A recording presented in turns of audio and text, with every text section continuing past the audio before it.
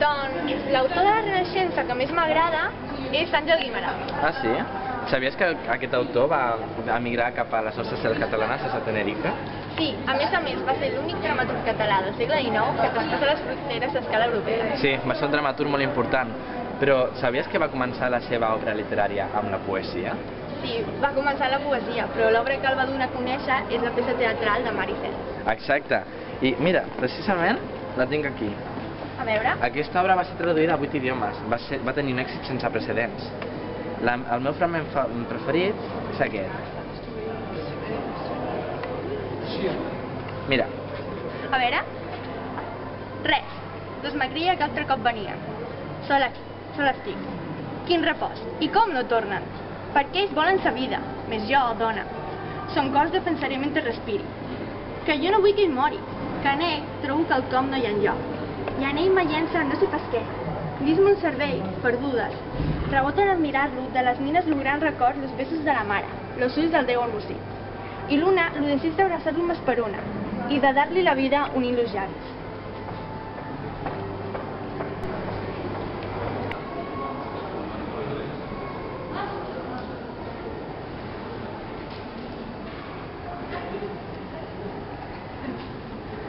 Colom mira l'Atlàntida sense mida, com si sentís alguna veu que el crida. Com si de genis, monstres i gegants, entremig dels fantasmes vagarosos, obriràs d'una verge els ulls verdosos, verdosos com les ones i amargants.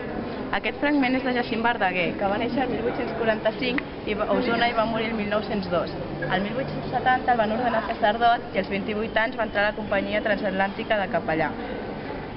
És un dels autors més importants de la literatura catalana de la Renaixença i tot i que destaca en poesia, també va escriure altres gèneres.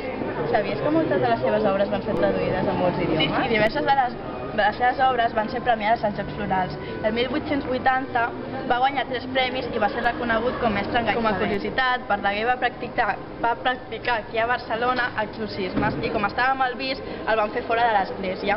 L'Atlàntida, juntament amb el Canigó, és el seu punt culminant de la seva producció i avui en dia estudiem aquest autor de la Renaixença per la seva gran importància literària.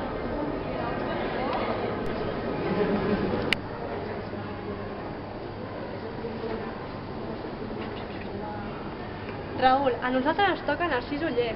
Narcís Oller va néixer a Valls el 1846 i va morir a Barcelona el 1930. Va ser un autor molt important. Esclar, Marta. Oller va ser el primer gran novel·lista de la Renaixença, ja que és considerat el creador de la novel·la catalana moderna. Sí, i a més ocupa un lloc molt important en el marc global de la novel·la realista catalana, per obres com La Papallona, Les Canyafobres, Vilaprim, La Febre d'Or. Narcís Oller ha adoptat les seves novel·les un model realista i intenta oferir una visió, una reproducció objectiva de la societat del seu temps. I tot i la falta de recursos narratius, Oller incorpora en les seves obres el seu estil personal i ofereix una visió del món literari català i supera els obstacles i les deficiències de la llengua de l'època i, malgrat produït per un sector més selecte de la població, arriba a capes prou àmplies i es converteix en un autor molt popular. I ara llegirem un fragment del capítol final de La Papallona. I dada la benedicció va retirar-se cerimoniosament, seguit dels testimonis, travessant el passadís que li feren, muts els espectadors. La poca durada de la cerimònia sorprengué a tots.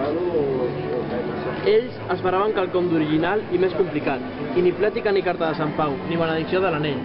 A les noies els semblava impossible que amb tan breus paraules es formés un llaç tan estret i durador.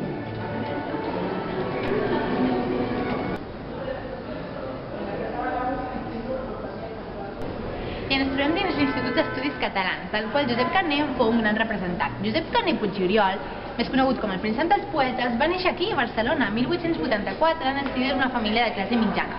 I morí 86 anys després a Brussel·les, capital de Bèlgica. Va ser col·laborador destacat de la revista Uraneta i es va llicenciar en Dret, Filosofia i Lletres a la Universitat de Barcelona, en aquesta mateixa ciutat. En 1910 va ser nomenat mestre en gai saber, convertint-se, juntament amb Eugeni d'Ors i les seves gloses, en un màxim exponent de la literatura noucentista catalana. La seva obra, tot i que va començar amb influències modernistes, ràpidament va desenvolupar en aquest modernisme, sent la seva obra Els fets amorosos una de les cites de com diria l'autor, el món, amb meravelles i jocs atrafegants, és petit i vermell i fresc com les maduixes.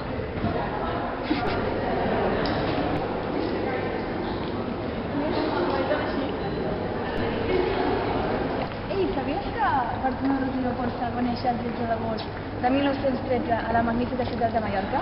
De fet, va estudiar Filosofia i Lletres a la UB, aquí on estem ara.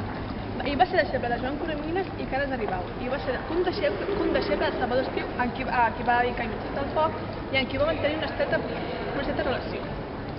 Doncs el 1930 va publicar Antologia de poetes mallorquins, on va conèixer Joan Llacuna i amb el qual va mantenir una relació d'amistat molt forta. Mal de tuberculosi, va ingressar al Brull, a Osona, on va morir el 1938, quan només tenia 24 anys.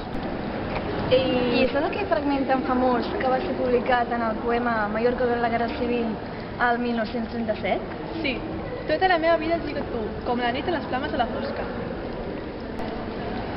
Aquí us deixem unes petites pinzellades de l'autor Bartomeu Roig i Laporta perquè us encoratgi a llegir les seves obres.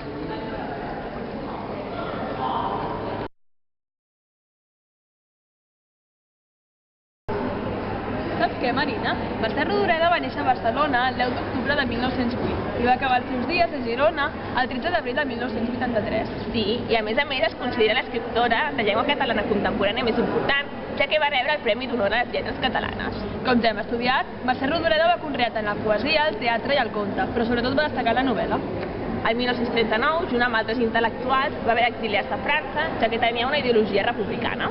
Moltes de les seves obres més importants es troben situades en aquesta ciutat de Barcelona i alguns exemples són la plaça del Diamant, Mirall Trencat, el carrer de les Camèlies. Molts carrers i places d'aquí, d'aquesta ciutat on ens trobem, van inspirar Mercè Rodoreda per escriure les seves obres. I un exemple és la plaça del Diamant, que tenim un referent a la ciutat i a la literatura. I que tot seguit llegirem un fragment. És de la plaça del Diamant, i diu: quan el vals es va acabar, la gent va començar a sortir. Jo vaig dir que havia perdut la Julieta, i aquell noi va dir que ella havia perdut en Cintet. I va dir: quan estem ben sols, tota la gent desada a dintre de les cases i als carrers buits, vostè i jo ballarem un ball de punta a la plaça del Diamant. Volta que volta, Colometa. Me'l vaig mirar molt amoïnada i li vaig dir que em deia Natàlia, i quan li vaig dir que em deia Natàlia, encara riu, i va dir que jo només em podia dir un nom, Colometa. Esperem que gaudiu de l'espai i de la literatura.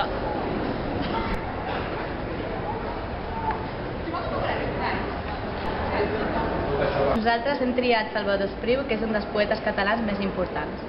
Salvador Espriu va néixer a Santa Coloma de Farners el 1913 i va morir aquí a Barcelona el 1985. Probablement estava destinat a ser narrador, però la tragèdia de la Guerra Civil el va convertir en poeta. Espriu és un dels escriptors més significatius de la postguerra i també és destacat per la recuperació del teatre català. Cal destacar una de les seves obres més importants, el mite de la Cinera, Arenys al revés, que va ser desenvolupat a la Guerra Civil Espanyola i tracta dels seus records tant de la infantesa com a l'adolescència, que van ser destruïts mitjançant la guerra. Hem de destacar també una altra de les seves obres, La pell de brau, que vol reflectir la problemàtica d'una visió moral i social de la Guerra Civil Espanyola. És més, te'n recordes d'Antígona? Ai, sí, és veritat. Doncs també és una de les seves obres més importants que va publicar després d'aquesta. Espriu cursa els estudis de batxillerat al Col·legi de Sant Lluís de Gonzaga, d'aquí de Barcelona, i després de superar les proves d'accés ingressa a la Universitat de Barcelona, on es llicencia en Dret i en Història Antiga. El jove es considera privilegiat per poder estudiar en una universitat com és aquesta, la Universitat de Barcelona. I ara volem compartir amb vosaltres un petit fragment de La pell de brau. A vegades és necessari forçós que un home mori per un poble, però mai no ha de morir tot un poble per un home sol. Recorda sempre això, Safarat. Fes que siguin segurs els ponts del diàleg i mira de comprendre i estimar les raons i les parts diverses dels seus fills. Que la pluja caigui a poc en els sembrats i l'aire passi com una estesa mà, suau i molt benigne damunt els amples camps. Que Safarat visca eternament en l'ordre i en la pau, en el treball, en la difícil i merescuda llibertat.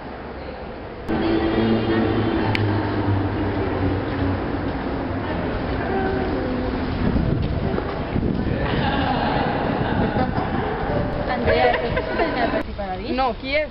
Lluís Català. Ah, sí. Però aquest és el seu pseudònim. Lluís Català va néixer a l'Escala l'11 de setembre de 1869 i va morir al mateix lloc el 1966. És una autora catalana del corrent modernista. I una de les seves obres cabdals és Solitud, escrita el 1905. La seva capacitat literària va ser reconeguda l'any 1898 amb el Premi dels Jocs Florals. Jo he sentit que es va posar aquest pseudònim perquè és el nom d'un dels protagonistes de la seva novel·la inacabada.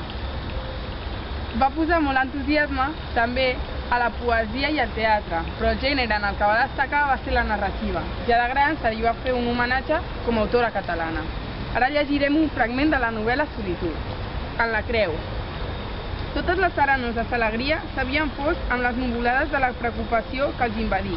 El pastor fou després d'escorxat el llebrot guarnir un fogó en un cloterall de roques i posar unes graelles fetes amb blocs retorts d'un cerver solitari que hi havia allà a prop, i en les graelles hi espaterrar el cadàver, cobert per la meitat a tall de llibre, i ben refregat de dins i fora amb un gradall i 4 gotes d'oli. Amb aquella doble de la mateixa escena a mig escórrer, el llebrot es rostí i ells, capatxos i remugant cadascú els seus pensaments, se'l menjaren a cremadint i amb gana, més sense ple.